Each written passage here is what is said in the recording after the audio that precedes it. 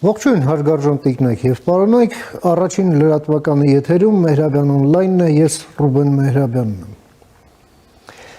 Փաշինյանի աշխատանքային այցը Մոսկվա եւ հանդիպումը Պուտինի հետ այն 20 րոպեանոց տեսանյութը Կրեմլից, որ հրապարակվեց լրատվամիջոցներով, այս ամենը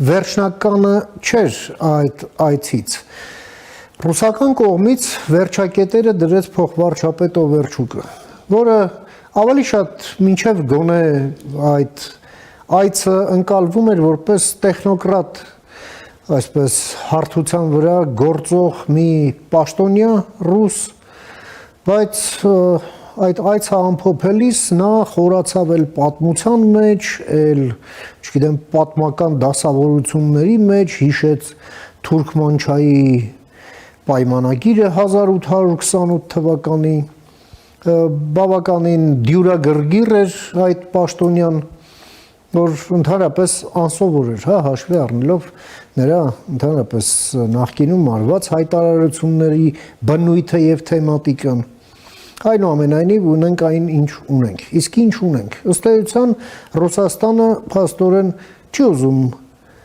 ձեռք քաշել այդ կոնցեսիոն կառավարումից մեր երկաթուղու, ինչը Հայաստանին թույլ կտա այնուամենայնիվ ավելի հեռանկարային եւ քիչ կոռումպացված եւ քիչ թալանող մի կազմակերպության հետ գործընկերություն հաստատի, որպեսզի փոխկապակցվածություն ստեղծի հարևանների հետ։ Սա միայն տնտեսություն չէ, սա նաեւ խաղաղության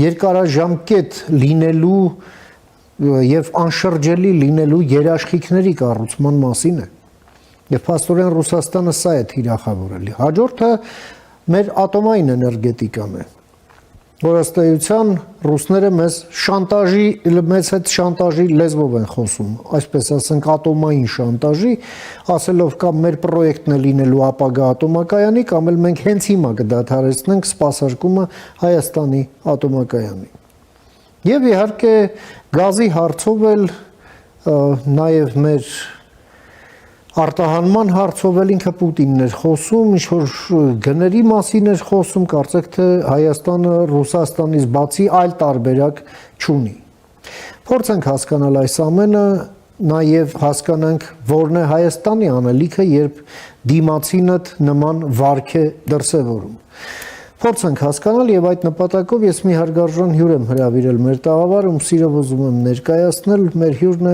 քաղաքական վերլուծաբան Բորիս Նավասարդյանը։ Բարև ձեզ, պարոն Նավասարդյան, շնորհակալ եմ հրավերս ընդունելու համար։ Բարև ձեզ, պարոն Նավասարդյան։ Ուրախ եմ ձեզ տեսնել նորից։ Նմանապես։ Շնորհակալ եմ։ Պարոն Նավասարդյան, ահա այցը ավարտվեց, այդ տեսանյութն էլ 20 րոպեանոց տեսանք եւ ահա Օվերչուկի պատասխանը, ինչպես նաև ռուսական պրոպագանդան, իր բոլոր գամփռներին այսպես թոկից կտրեց եւ ուղղեց մեզ վրա։ Ձեր գնահատականը եւ նաև ձեր դիտարկումները, թե որն է ըստ այդմ Հայաստանի անելիքը, համեցեք։ Վերջնական գնահատական տալու համար երևի անհրաժեշտ է պատասխանը գտնել հետևյալ հարցի. արդյոք ամբողջ այցը դա այն 20 րոպեն էր, որ մենք տեսել ենք, թե այնտեղ կային նաև այլ խոսակցություններ լուրջ թեմաների շուրջ։ Եթե ամեն ինչ սահմանափակվում է այդ 20 րոպեներով, ապա հետևյալ եզրակացության կարելի է գալ նաև բնականաբար Օվերչուկի ասածների վրա հենվելով, որ Ռուսաստանը ինչ-որ բան է ուզում Հայաստանից և հասկանալ այդ ինչն է, որ Ռուսաստանը ակնկալում է։ Ես չեմ կարծում, որ ակնկալիքը կապված է անմիջապես ընտրությունների հետ և մասնավորապես Մոսկվայի ցանկությունն է, որպեսզի իր կողմից սովանավորվող քաղաքական ուժերը եւ բավականին թափանցիկ կարելի էր ակնկալել այն, որ խոսքը գնում է Սամվել Կարապետյանի ստեղծած քաղաքական ուժի մասին, թե որևէ այլ բան։ Ես միայն վարկածների շուրջ կարող եմ մտորել եւ այն վարկածը, որ սա արված էր աջակցելու համար Սամվել Կարապետյանին, ինձ համար բավականին խնդրահարույց է թվում, պարզապես Վլադիմիր Պուտինին եւ Ռուսաստանին անհրաժեշտ էր ցույց տալ, որ այդ աջակցությունը կա, բայց արդյոք այդ աջակցությունը ապահովելու համար ինչ որ լուրջ քայլերի կարող է գնալ Ռուսաստանը, այստեղ ես ունեմ շատ լուրջ կասկածներ, մնում եմ այն կարծիքին Ռուսաստանին անհրաժեշտ է, որ Հայաստանում լինեն իհարկե լուրջ մրցակիցներ քաղաքացիական պայմանագրին, որպեսզի հնարավորինս բարդ եւ անորոշ լինի իրավիճակը ընտրությունների ընթացքում, որպեսզի շանսեր լինեն նաեւ ընդել, որ լեգիտիմ չէին այդ ընտրությունները եւ դա բնականաբար ազդելու է մեր ընտրված իշխանությունների թույլության վրա։ Եվ մենք միշտ հասկացել ենք, որ Մոսկվան ցանկանում է ունենալ Հայաստանում թույլ իշխանություն, որպեսզի կարողանա ազդեցություն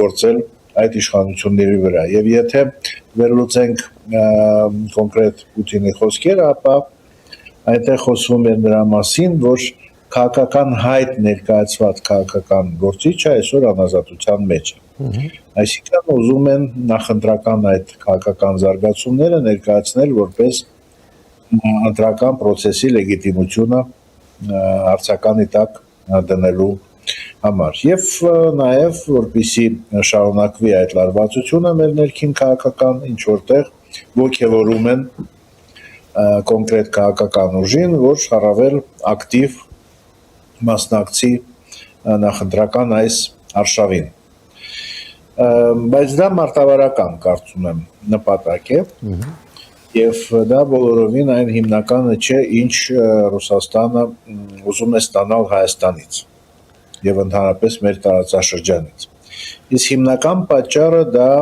Մեղրիի հատվածն է, տրանսպորտային կոմունիկացիայի, որը ստացել է արդեն TRIP անվանումը, բայց հաշվի առնելով այն, ինչ կատարվում է Հայաստանի սահմաններից հարավ, Ռուսաստանը կարող է հույսեր ունենալ, որ այն պայմանավորվածությունները, որոնք ձեռք են բերվել օգոստոսի 8-ին 2025 թվականին եւ դրանից հետո կասկածի տակ են կամ կարող են հետաձգվել կամ կարող են անգամ չեղարկվել եւ Ռուսաստանը հույս ունի վերադառնալ մոտավորապես այն օրակարգին, որ կար կապված այդ Մեղրիի հատվածի հետ, որը կար նոյեմբերի 9-ին 2020 թվականի հայտարարության ներքո։ Եվ միգուցե այստեղ ուղերձը ոչ միայն Երևանին է, որին փորձում են համոզել, որ վերադառնա նշվածը օրակարգին, այլ նաև ուղերձը Բաքվին է, որ եթե ձեզ համար կարևոր է այդ Մեղրիի հատվածը եւ քանի որ ԱՄՆ-ի հետաքրությունը պատրաստ լինելը ներգրավել այդ գործընթացում այսօր կասկածի տակ է, ուրեմն կարող եք վերադառնալ մեզ հետ ինչ որ պայմանավորվածությունների եւ մենք միասին կարող ենք ինչ որ որոշումներ արտադրել Հայաստանին։ Ես հուսով եմ իհարկե, որ Բաքվում վերջնականապես որոշել են, որ Ռուսաստանը որպես միջնորդ կամ տարածաշրջանային խաղացող չպետք է միջամտի այդպիսի պրոյեկտների մեջ, սակայն հաշվի առնելով ինչպիսի բարդ վիճակում է այսօր Ռուսաստանը, կարող է հույսեր կապել անգամ քիչ հավանական գործընթացների եւ սցենարների հետ։ Եվ դա եմ համարում երևի ամենակարևոր հանգամանքը, որից պետք է եզրակացություններ անի նաև Հայաստանը։ Եվ իհարկե կարելի է ավելի մանրամասն երկրորդ մտածել եւ հետազոտել իրավիճակը, բայց եթե հիմնական գծերով նկարագրեմ իմ պատկերացումները, ապա Երևանը եւ Բաքուն պետք է խորացնեն իրենց երկխոսությունը հենց այսօր սպասելով ընտրություններին եւ փորձեն գտնել այնպիսի փոխադարձ հետաքրություն ներկայացնող պրոյեկտներ, որոնք թրիփի հետաձգման պարագայում կարող են դառնալ առանցքը հայ-ադրբեջանական հարաբերությունների։ Ինչպես հասկանում ենք օգոստոսի 8-ի համատեքստից, այդ առանցքը հենց թրիփն էր։ Եվ եթե այն որոշակի խնդիրների առջև է կանգնած, ապա պետք է գտնել այլ առանցքներ, որոնք կամրապնդեն ամբողջ գործընթացը Բաքվի եւ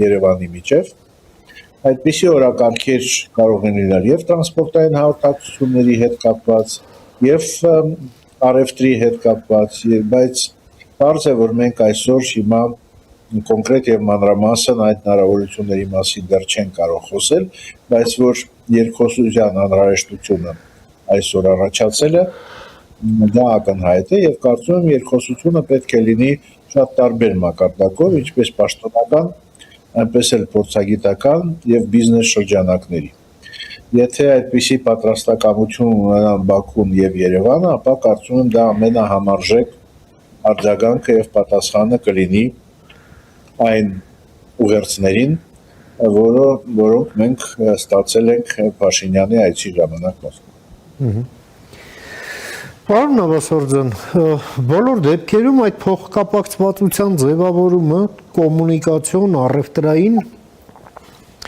գալիս եւ բախվում է այդ ՌԺԴ-ի խնդրին։ Դա մի այսպես ինքն իրեն թալանած մի կազմակերպություն է, որի պարտքերը ուղղակի մարել այլևս հնարավոր չէ եւ ռուսական պետությունը ուղղակի ձեռք է քաշել այդ ընկերությունից, այսպես ինչ-որ իներցիոն գոյություն է պահպանում։ Բացի դրանից Ռուսաստանի ֆինանսները գիտենք ինչ խայտառակ վիճակում են, նավթի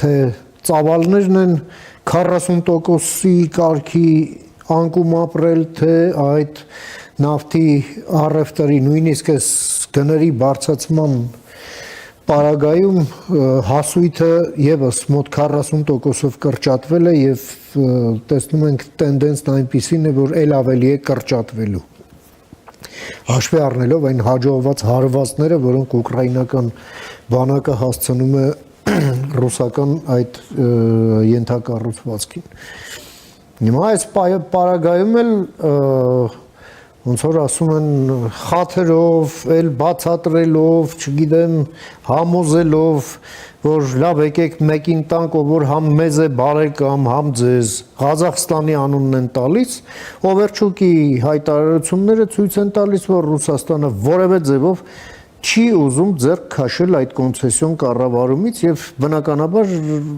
անկարող լինելով դրա հետ ինչ որ բան անել։ Ինչ անի հիմա Հայաստանը ձեր կարծիքով։ Դե քայլերը կարծես թե ակնհայտ են, քանի որ հույս չկա, որ Հարավկովկասյան այդ երկաթուղին կստանա ինչ-որ ներդրումներ Ռուսաստանից, որոնք կտան ապաշրջափակել հիմնական երկաթուղային ուղիները մեր երկրի տարածքով անցնող։ Ուրեմն այստեղից միայն մեկ հետևություն, որ պետք է վերանայել կամ չեղարկել այն պայմանագիրը, ըստ որի Հարավային Կովկասյան այդ երկաթուղին ձևավորվել է որպես կառույց։ Բայց մենք շատ լավ հասկանում ենք, որ դա տարբեր պատճառներով կարող է բավականին երկարատև process լինել, քանի որ այնտեղ կա եւ իրավական հարթություն, եւ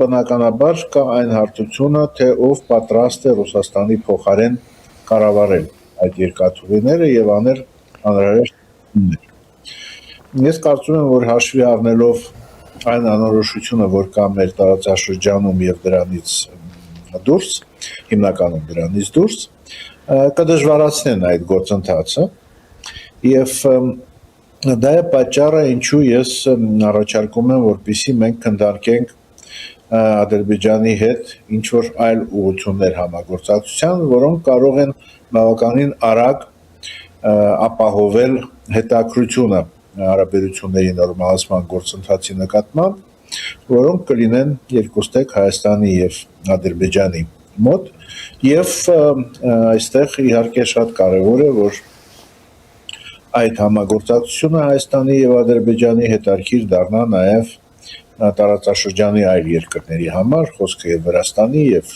Թուրքիայի մասին է։ Եվ այդ ուղղությամբ ես կկենտրոնացնեի ջանքերը։ Ես չեմ բացառում, որ ինչ որ ոչ հրապարակային եղանակով, ինչպես ես նշեցի, նաև ինչ որ առաջարկներ են արվում Ռուսաստանի կողմից Ադրբեջանին։ Քանի որ մոտավորապես այդ առաջարկությունների եւ դրանց հիմնավորումների փաստարկների ցանկը բավականին պատրաստ է եւ հնչեցվել է հիմնականում, որ կարող են թանկացնելով գազի գինը, չմատակարարելով Հայաստան այլ էներգակիրներ, մասնավորապես բենզին, իսկ դա մենք հասկանում ենք ինչպիսի սոցիալական խնդիրների առջև կկանգնեցնի մեր երկիրը եւ բնականաբար այդ ֆիտոսանիտարական տարբեր սահմանափակումներ մտցնելով նվազեցնել շահույթը մեր գյուղատնտեսության եւ դրա մասին թվերով խոսում էր նաեւ Վլադիմիր Պուտինը, այսինքն այդ բոլոր ճնշման եղանակները եւ ուղղությունները Հայաստանի վրա կարող են ներկայացվել, ինչպես ես նշեցի Բաքվին, որպես փաստարկ, որ Հայաստանին կարող է ստիպել ամեն ինչ։ Մնում է դուք էլ համաձայնենք, որ մենք հնարավորինս վերադառնանք 2020 թվականի նոյեմբերի 9-ի որակարգին, կամ դրա այն բաղադրիչներին, որոնք դեռ ինչ որ արդիականություն կարող են ունենալ։ Սրանք են հիմնական ռիսկերը, որ մենք պետք է հաշվի առնենք եւ դրանց պատասխանը կրկնում եմ մեկն է, դա ակտիվացնել մեր հարաբերությունները եւ բանակցային գործընթացները առաջին հերթին Ադրբեջանի հետ, ես նշեցի նաեւ Թուրքիան, սակայն այստեղ կան նաեւ այլ հետարքիր ուղղություններ, խոսքը կենտրոնական Ասիայի մասին է, որտեղ կա համարյա ամեն ինչ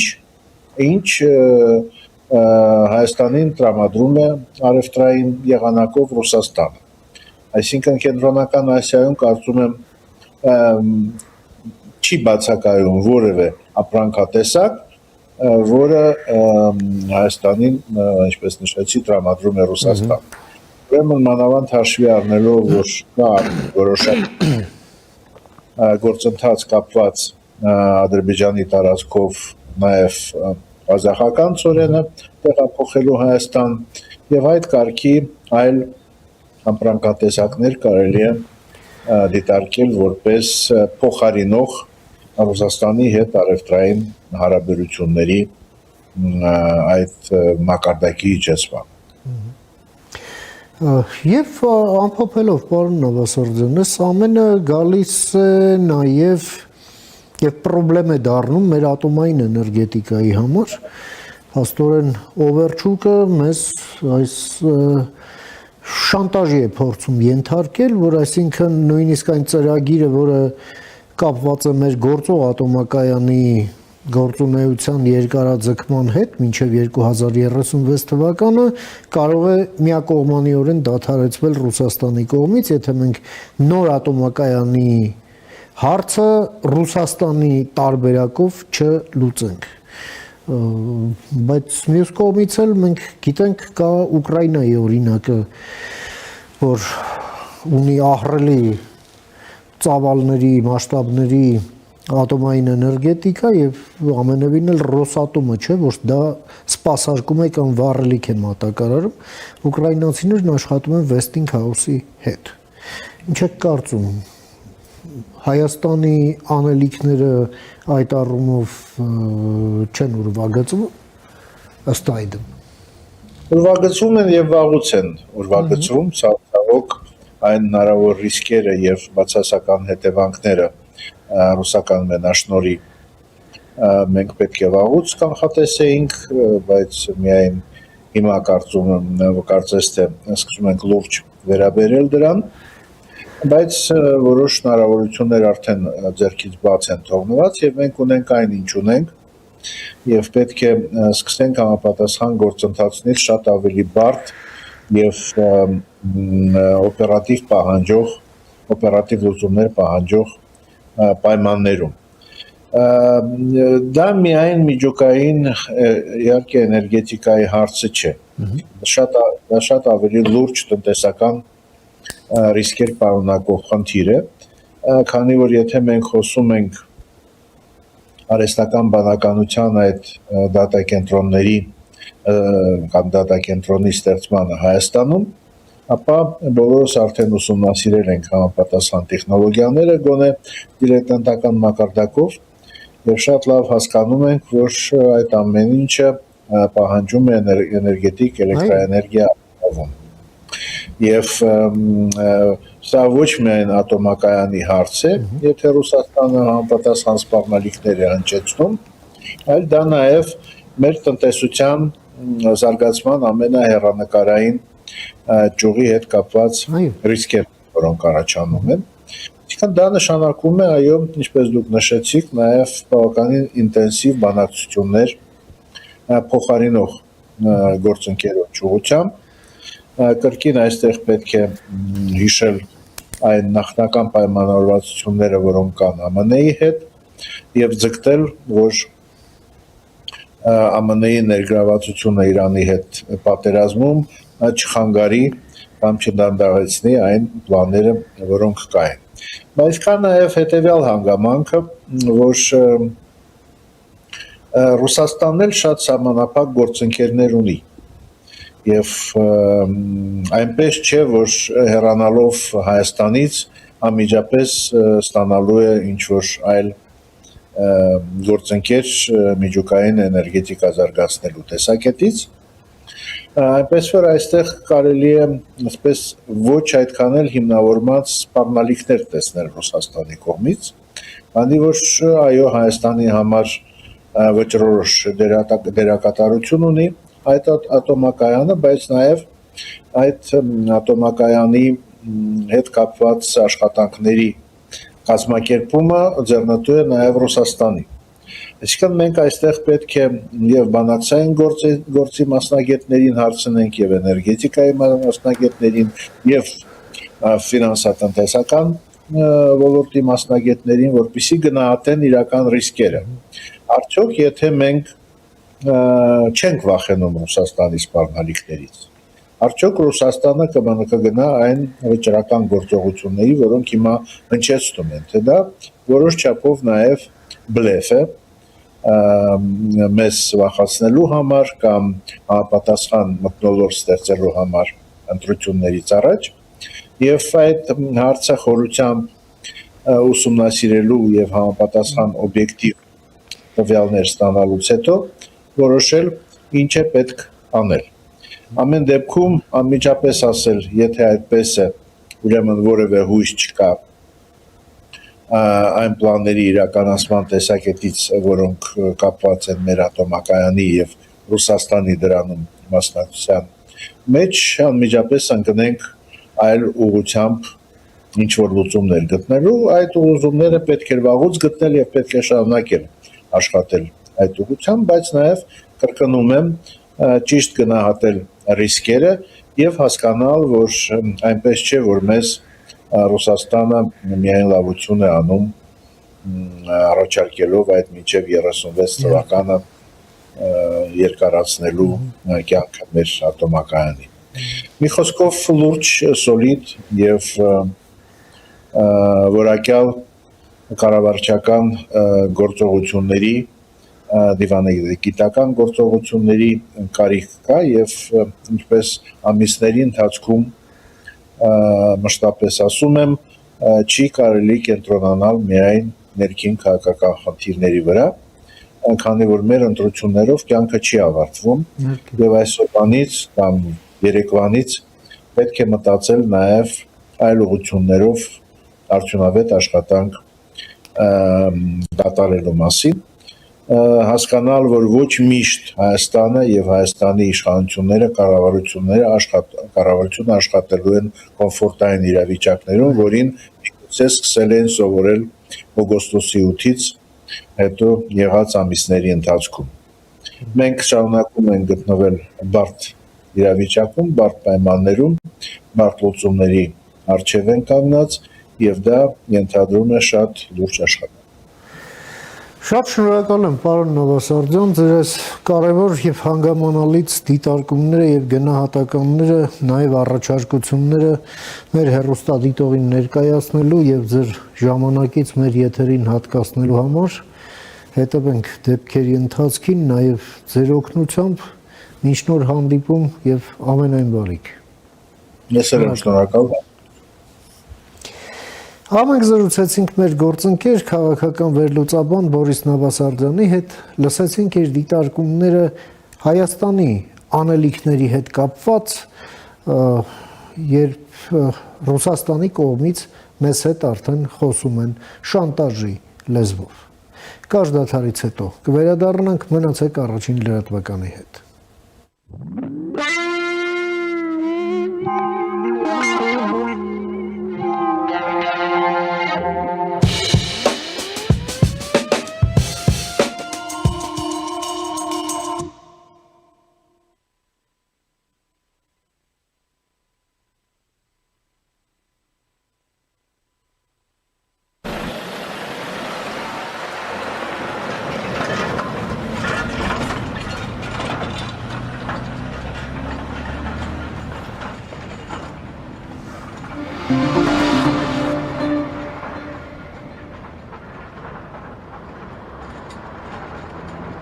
Իդեալ համակարգը տեղաբաշխում է 1 միլիարդ դրամի գովազդային ֆոնդ նորակառույց բնակարանների բոլոր շահառուների միջև։ Յուրաքանչյուր ընտանիք կարող է ստանալ 500,000 դրամի սերտիֆիկատ, որը կդառնա ձեր առաջին քայլը բնակարանը երազանքի տուն դարձնելու ճանապարհին։ Իդեալ համակարգ դեպի կատարելություն։ Իսկական ազատությունը սկսվում է այնտեղ, որտեղ քեզ անկաշկանդ ես զգում, երբ ամեն ինչ իր տեղում է, իսկ դու քո տարերքի մեջ, երբ պատերը ոչ թե սահմանափակում են, այլ ոգեշնչում։ Իդեալ համակարգից մինչև ապրիլի 7-ը ձեռք բերեք պաստառների նշված տեսականին սկսած ընդամենը 490 դրամից, եվրոպական պաստառների նոր ու լայն տեսականին, գերմանական Rush, ֆրանսիական Ugepa, իտալական Parato եւ Emiliana Parati, Hohenberger, Ravenna, Elysium, Wallap, It's Show, արդեն իդեալ համակարգում սկսած ընդամենը 490 դրամից։ Իդեալ համակարգ դեպի կատարելություն։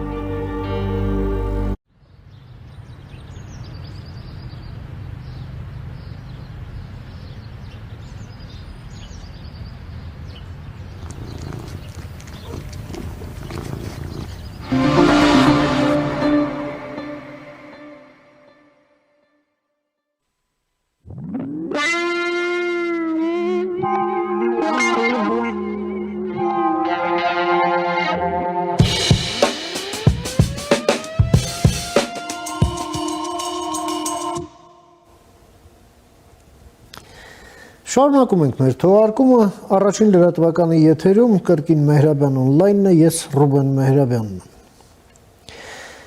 Փաշինյանի մոսկովյան այցից մենք ֆիքսում ենք, որ ըստ էության Ռուսաստանը այո չի ցանկանում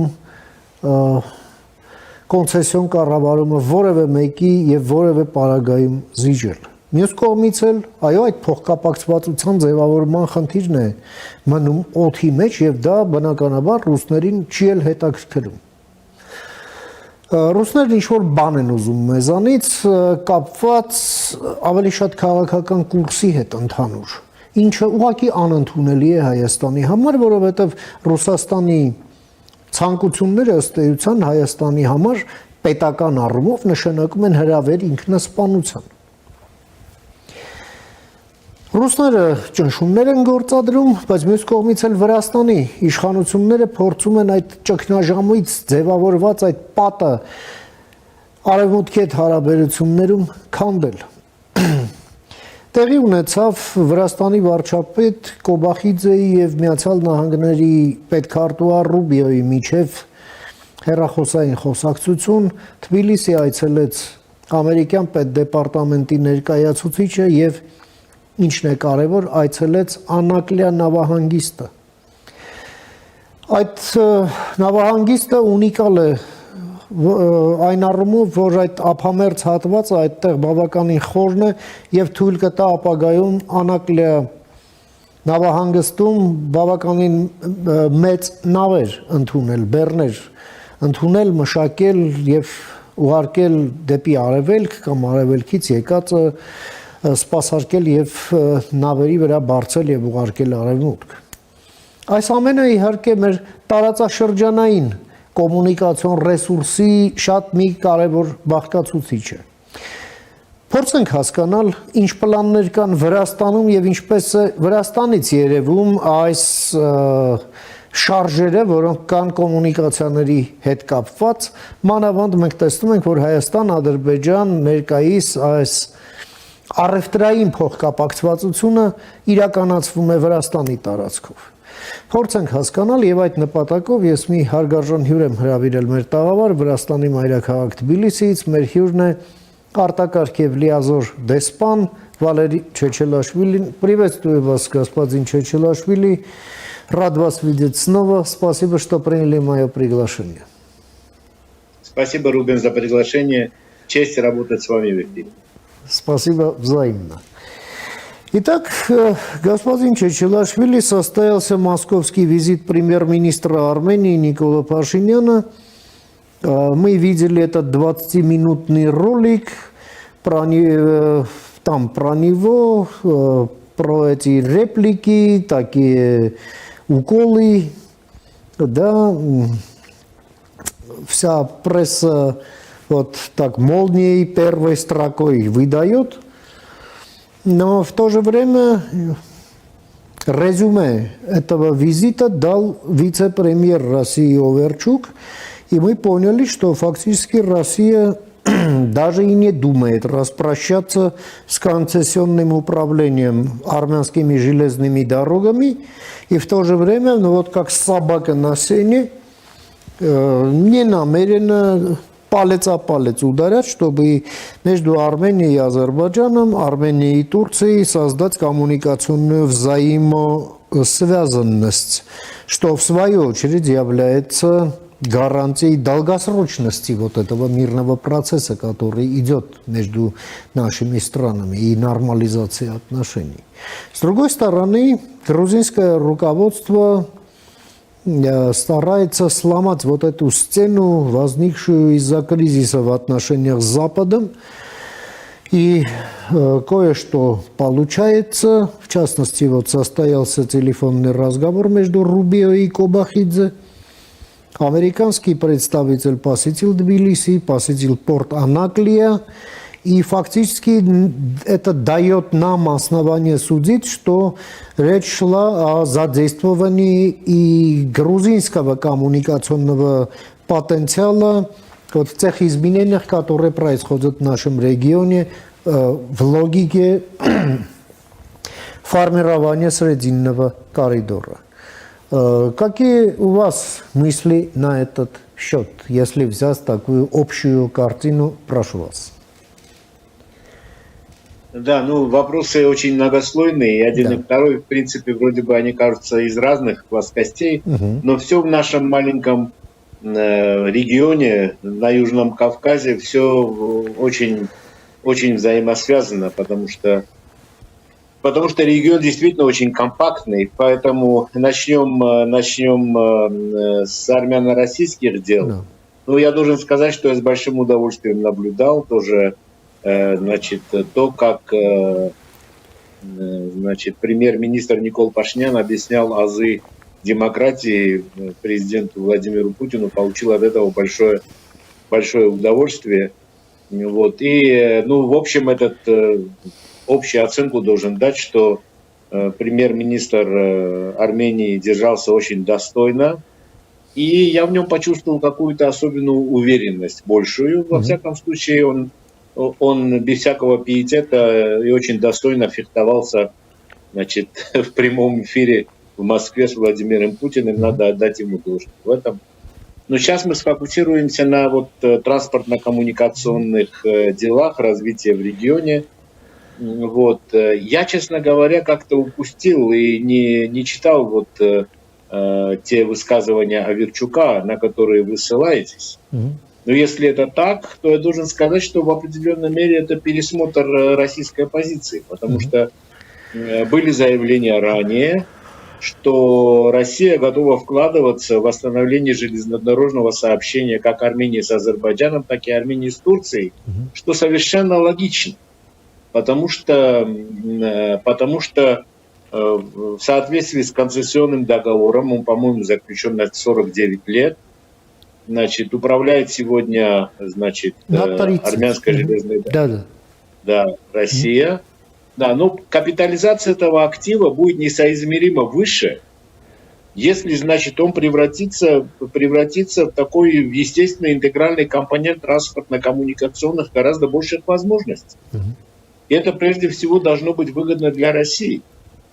Потому что, в конце концов, она, например, получит железнодорожное сообщение с Турцией через Азербайджан, Армению и на Турцию, так сказать. Поэтому это тоже важно для них. И вообще, ну, в принципе, какой смысл, гораздо больший смысл в управлении железными дорогами Армении, если у нее повышаются радикально, качественно повышаются возможности connectivity, связанности, да, с большими рынками вокруг. Потому что это не только рынок Азербайджана или не только рынок Турции, но это и далее. Там, через Азербайджан, это через Каспий, рынок Центральной Азии. Ну и в эту сторону тоже понятно. Не всегда будет война здесь, в Иране, вот, и на Ближнем Востоке. Поэтому это это чисто политический контекст, я думаю, этого заявления.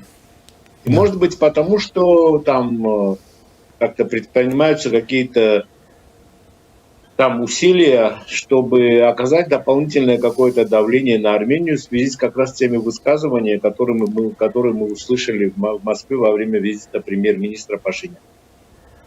Вот, который вообще очень хорошо и грамотно строит политику, я должен сказать, потому что, ну, по моим, как я вижу ситуацию, в общем-то, очень большие шансы у премьер-министра и его команды победить на выборах в начале июня, по-моему, 4 числа. Выборы, если не ошибаюсь. Нет, 7 июня, да. 7, извините, да, 7 июня. В общем, этому будет способствовать и большой форум Европейского политического сообщества, который будет в начале мая. Это вот 4 мая, да. Это вот 4 мая. А 5 мая, насколько я знаю, будет встреча на высшем уровне Европейский союз Армении. Да, саммит. Который будет саммит, да? Но это не просто саммит Европейского союза Армения, а это саммит, значит, в котором будут принимать участие представители, собственно, высшие политические представители Европейского союза, Кошта, Урсула фон дер Ляйен, Кая Каллас.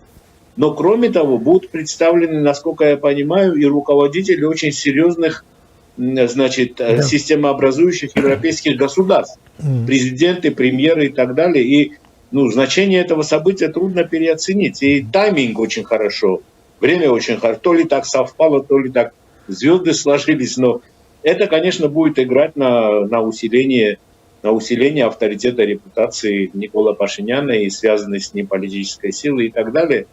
Плюс еще должен сказать, что европейцы, наученные опытом в Румынии и в Молдове, значит, насколько я понимаю, там специальная группа специалистов прибудет в Армению для того, чтобы противостоять гибридным угрозам во время выборов, с тем, чтобы обеспечить действительно свободные и справедливые выборы в Армении, значит, которым заложена очень серьезная основа. И Армения уже несколько раз этот политический процесс проходила, значит, изменение политической власти через выбор. Да? Вот. Поэтому, значит, все это, очевидно, не очень радостно воспринимается в Москве. И вот высказывания Овчарчука я только в этом смысле могу рассматривать, потому что с точки зрения транспорта, экономики, торговли, инвестиций, развития и так далее, это совершенно недальновидное, если не сказать более недипломатическим языком, заявление. Потому что какой смысл, значит, в управлении транспортными артериями, не только железной дорогой, вообще транспортными артериями, имеет больший смысл, чем больше выходов на разные рынки имеет эта система, ограничивать себя собственно. Да? В этом это очень, очень недальновидно, если не сказать глупо. Вот. Но, кроме того, это еще противоречит основополагающей, значит, концепции премьер-министра Никола Пашиняна армянского перекрестка. Теперь получается, что, значит, конституционер, он противопоставляет себя, значит, целям государства, в котором он работает, по осуществлению, там, по укреплению безопасности, благосостояния и развитию перспектив собственного государства. И это значит, такое противоречие, которое может очень плохо для концессионера закончиться. Потому что, значит, я не знаю сейчас, как договор составлен по концессии и так далее. Думаю, там, если эти принципиальные соображения будут укрепляться, если это принципиальная позиция, хотя скажу опять, что она поменялась радикально. Да, я точно помню, что были заявления в связи с тем, что да, мы будем развивать. Это было совершенно логично. Вот. Теперь, если переходить к грузинским делам, да, определенная действительно активизация на американском направлении действительно ощущается. Ну, во-первых, были осуществлены три визита в Вашингтон. Сначала это был председатель службы безопасности Грузии господин Мамукам Динарадзе, визит которого не афишировался, даже некоторое время отрицался, а потом, так сказать, правительство признало, что да, он так и ездил туда. Хотя большой информации о том, с кем он и о чем разговаривал, с кем встречался, мы не получили. Затем был в Вашингтоне и встречался в Госдепе, значит, заместитель министра иностранных дел Лаша Дарсалия. И затем поехал в Вашингтон председатель комитета по внешним делам парламента Грузии господин Николос Самхарадзе. Вот. После этого был тот визит представителя Госдепа, который прилетал в Тбилиси, встречался с министром Макой Бочоришвили, потом был в Анакли, и не только в Анакли, в Поти он тоже поехал. Да. И там встречался с бизнесменами, американцами, которые там развивают какие-то собственные проекты. И вот после этого состоялся звонок, и, кстати, Рубио позвонил, господину Ираклию Кобахидзе, а не наоборот. Но это понятно, потому что я думаю, что по сегодняшней ситуации, в общем-то, звонок господина Ираклия Кобахидзе мог бы не дойти до адресата, если бы он захотел это сделать. Вот. А Рубио позвонил, звонок был очень короткий, как говорят. Американцы вообще двумя предложениями были обсуждены общие проблемы безопасности, в том числе региональной. Более пространное объяснение было со стороны Ираклия Кобахидзе, который еще сказал о том, что да, и там перспективы двухсторонних отношений и так далее. В общем, я думаю, что это связано с тем, что американцы наконец-то формулируют свое отношение к Грузии. Они уже близки к тому, насколько я понимаю, чтобы сформулировать свое отношение, и начинают, наверное, говорить грузинскому правительству, что надо сделать для того, чтобы отношения между Соединенными Штатами и Грузией они выправились. Потому что в том положении, в котором сегодня Грузия находится, это практически положение изоляции в отношении Европейского Союза, в отношении Великобритании, которые вот буквально, значит, каждый день чуть ли не там ужесточает санкционную политику в отношении Грузии. Вот. Продлены санкции сейчас и администрации, значит, Трампа, те санкции, которые были введены еще администрацией Байдена. Вот. Но высказывание, значит, фундаментального такого комплексного высказывания о том, как оцениваются отношения с Грузией, и что в связи с этим американцы намерены предпринять, мы не слышали ни от Рубио, ни от тем более Трампа. Я думаю, что они как раз к этому подходят сейчас. Подтолкнула, может быть, и иранская тематика, значит, и, может быть, в этой связи несколько обеспокоены американцами тем, как себя ведут иранцы здесь, в Грузии.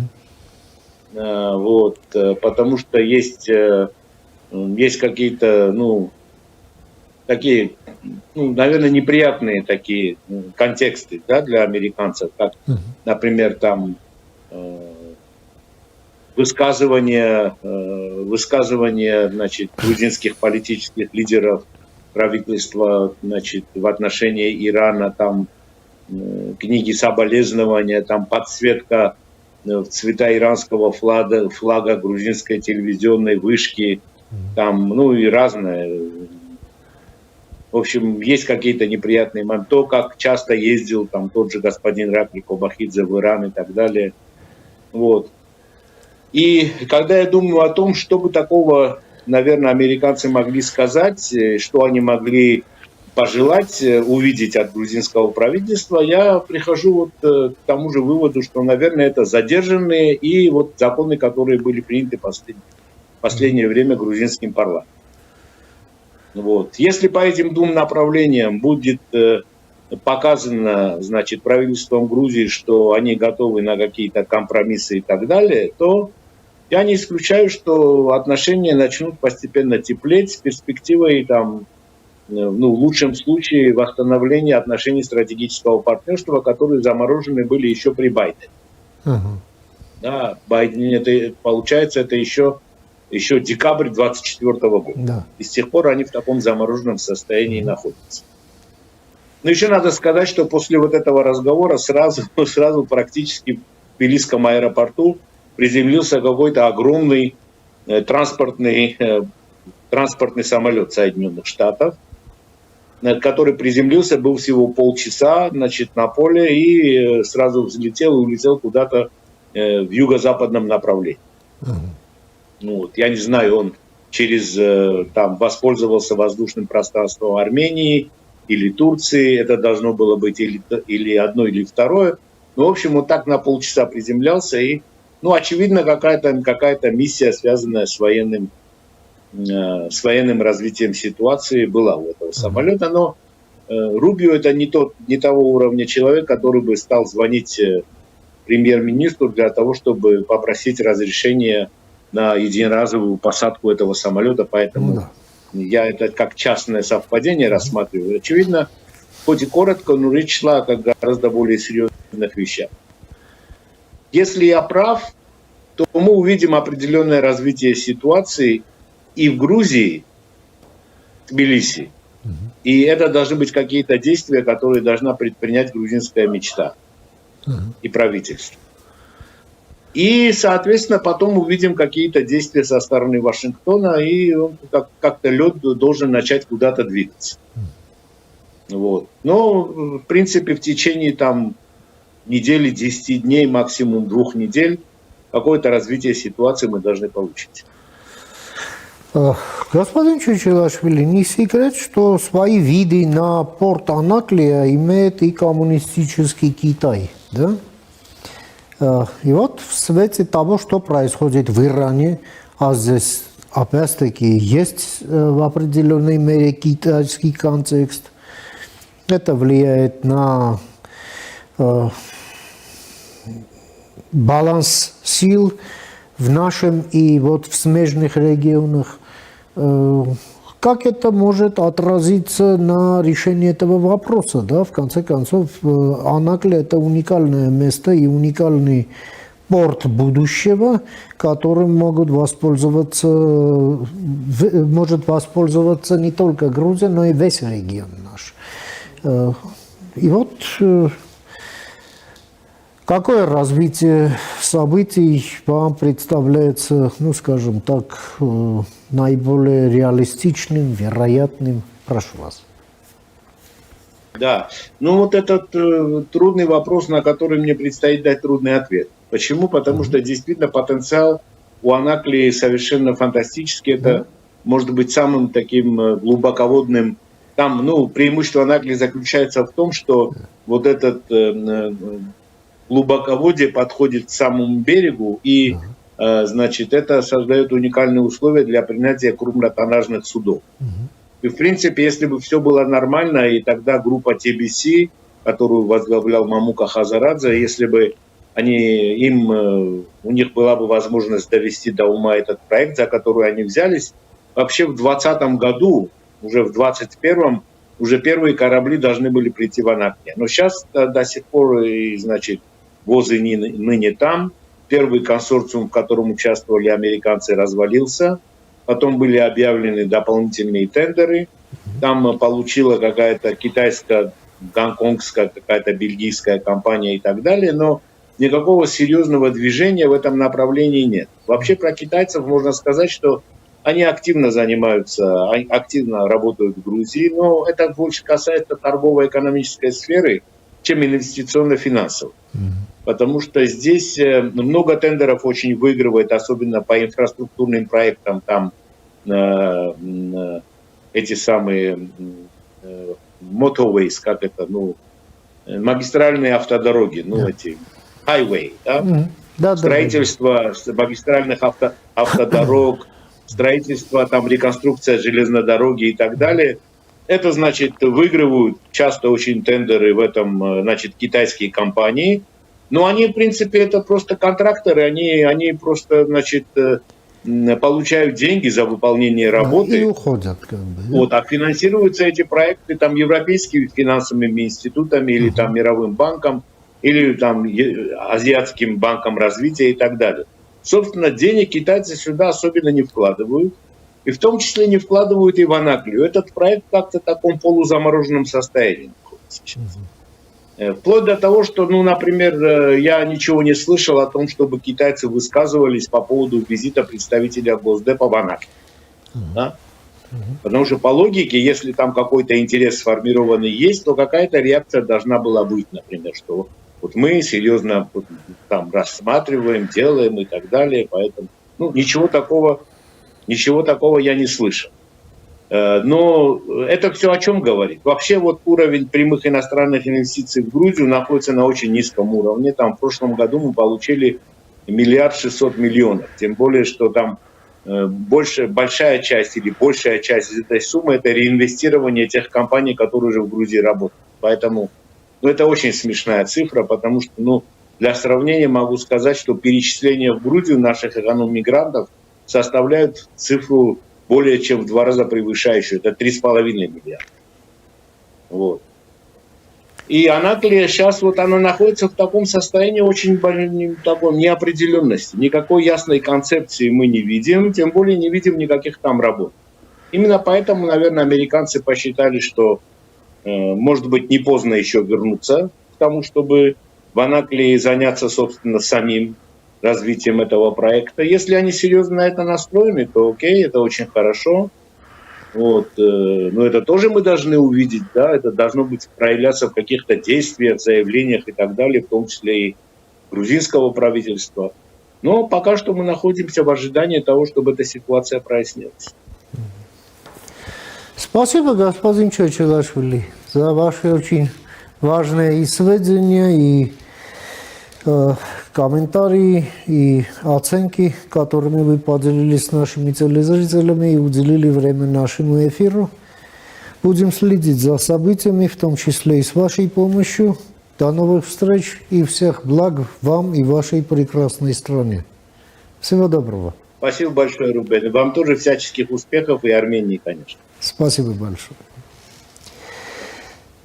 Ամենք լսեցինք մեր գործընկեր արտակարգ եւ լիազոր դեսպան Վալերի Չեչելաշվիլին Վրաստանի մայրաքաղաք Թբիլիսիից, լսեցինք իր դիտարկումները կապված Ռուսաստանի մոտեցումների հետ կապված հաղորդակցության ուղիների հետ մեր տարածաշրջանում, ինչպես նաեւ վրաց-ամերիկյան վերջին շփումների եւ Վրաստանի համար ամենահեռանկարային Անակլիա նավահանգստի հեռանկարների հետ։ Այսօր թերևս այսքանը հարգարժան տիկնայք եւ պարոնայք, կհանդիպենք Կիրակի օրը Կիրակնորյա լրատվական վերլուծականի շրջանակներում, խաղաղություն եւ բարինընդ ձեզ։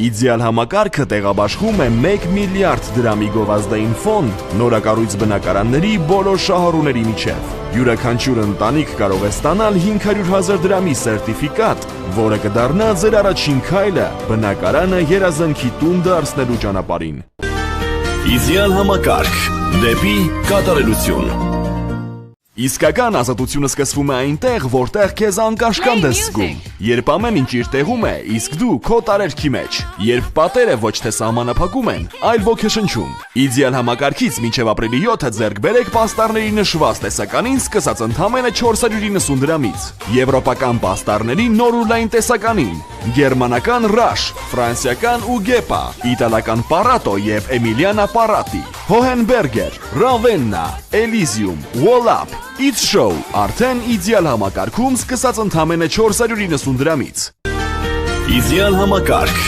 դեպի կատարելություն։